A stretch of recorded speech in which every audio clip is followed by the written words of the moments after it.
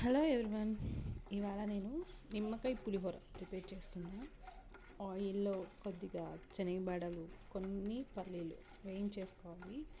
వేయించుకొని అవి కొంచెం క్రిస్పీగా బ్రౌన్ కలర్లో చేంజ్ అయ్యే వరకు వేయించేసుకోవాలన్నమాట.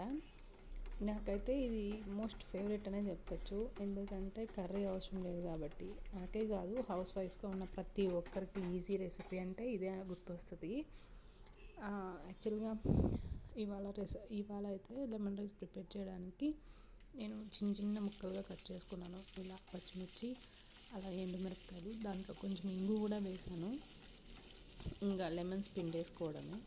లెమన్స్, పసుపు యాడ్ చేసుకోవాలి.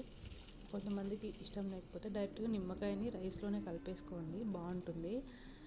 ఇలా ఇంగువ, పసుపు అన్నీ యాడ్ చేసుకున్నాక ఇంకా ఇలా వైట్ రైస్ని ఇలా ఆరబెట్టుకున్నాను అనమాట. ఒక 15 to 20 minutes నేనైతే దాంట్లోకి డైరెక్ట్గా పిండేసుకున్నాను. ఫైనల్గా అయితే లెమన్ రైస్ ఇలా వచ్చింది. టేస్ట్ కూడా చాలా బాగుంది. మీరు కూడా ఒకసారి ట్రై చేయండి.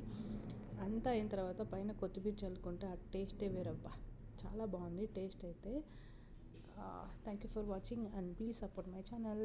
బాయ్.